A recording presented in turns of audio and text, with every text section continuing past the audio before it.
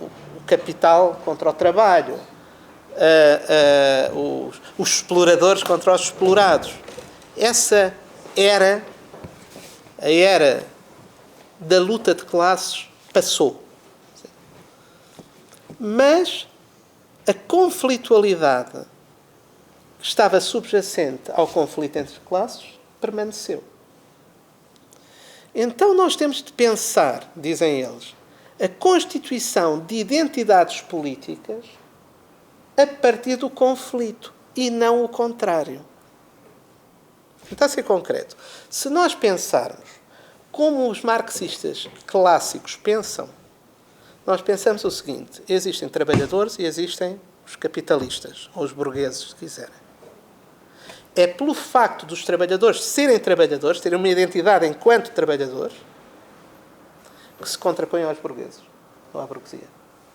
Ou aos capitalistas, se quiserem. Estou a usar um esquema simples. E o contrário também é verdade. É pelo facto dos capitalistas serem capitalistas que se contrapõem aos trabalhadores. Ou seja, é a identidade prévia de cada um destes sujeitos que gera o conflito. Ora, para eles, para a MUF e para os populistas de esquerda, já não há propriamente uma substância do trabalho. Quer dizer, o trabalho pode ser fluido, pode ser muita coisa, pode ser... eles não existem como realidades. Então não há identidades prévias para eles, já não há identidades prévias que sirvam de ponto de partida para o conflito. Então como é que são constituídas as identidades para eles? A partir do conflito ele mesmo. Isto é pelo facto de existir conflito que as identidades políticas são constituídas. Vocês estão a olhar para mim com um ar cético, vou tentar ainda ser mais esquemático. Pensemos no conceito de contradição. O que é uma contradição?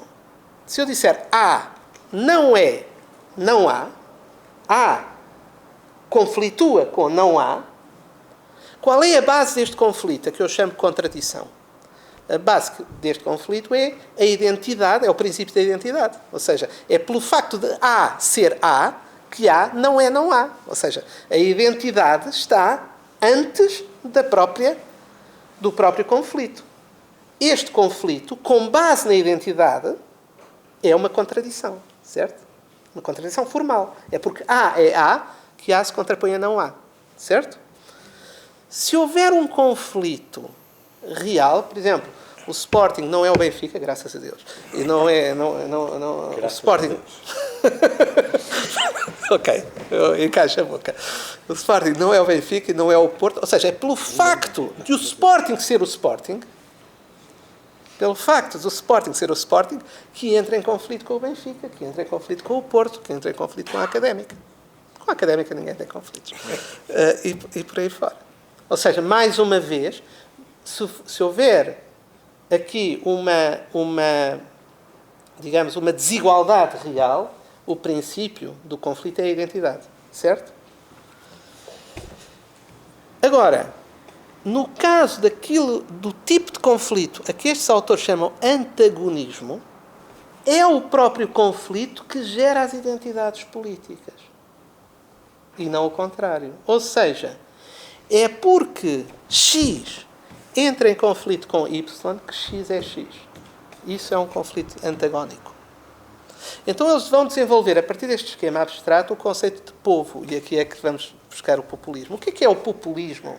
Para os populistas de esquerda da década de 90 ou do início do século XXI. É a ideia do povo, mas o povo já não é o proletário, já não é o trabalhador, já não é... Não.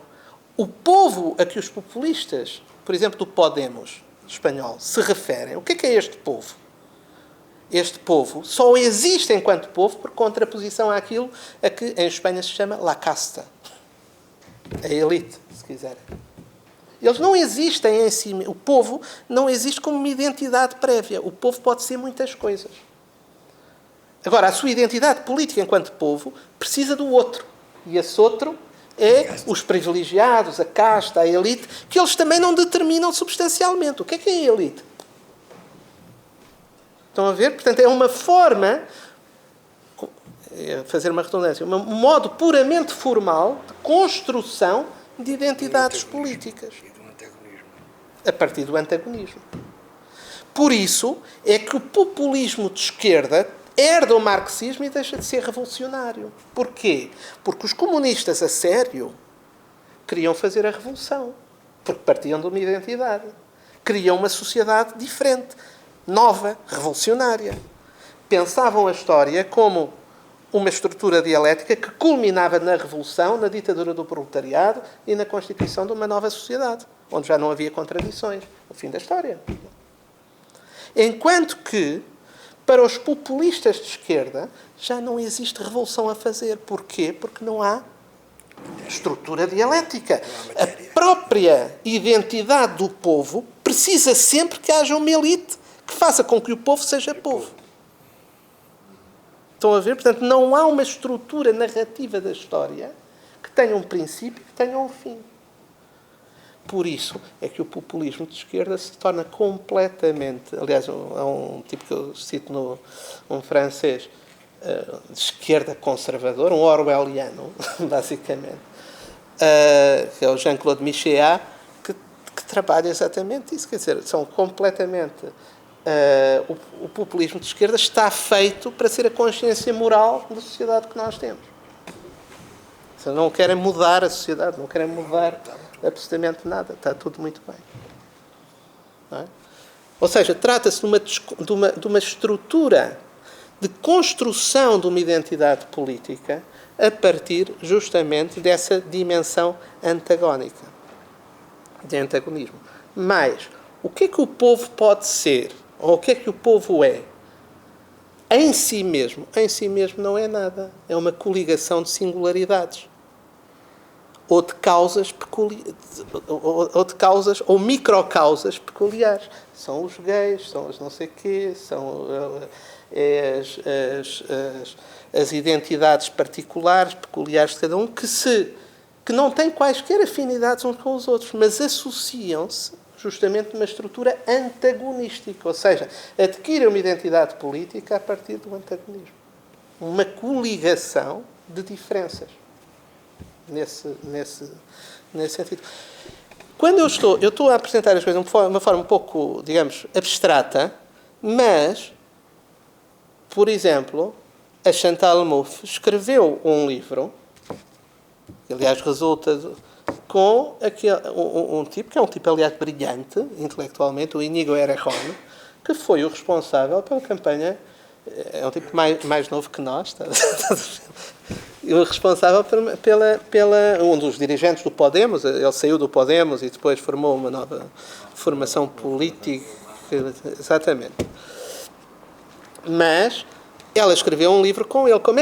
Qual era o título desse livro? Construir Pueblo. Não é por acaso que estes títulos aparecem. Construir o povo. O povo é uma construção.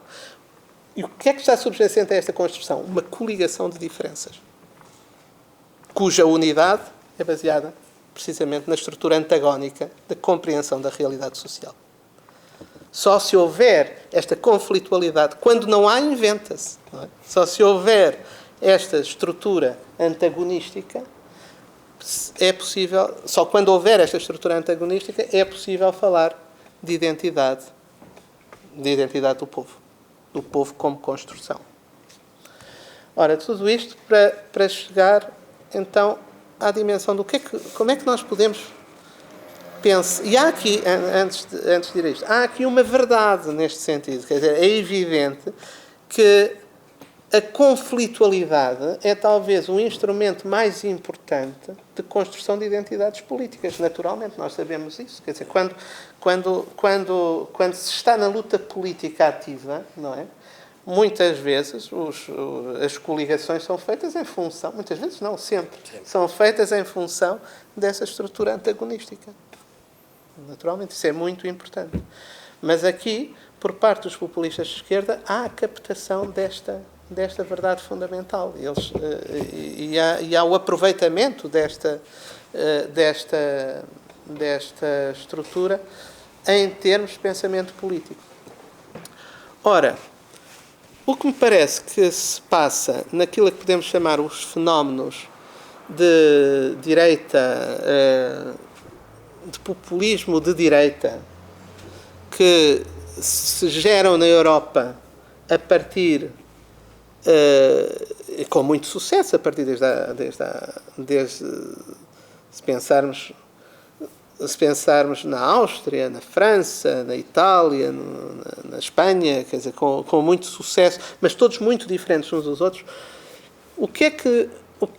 Como é que nós os podemos caracterizar, ou como é que nós podemos caracterizar o populismo de direita, aquilo que a terceira parte do meu livro, aquilo que eu chamei a gente comum, a gente vulgar, não é? O common people.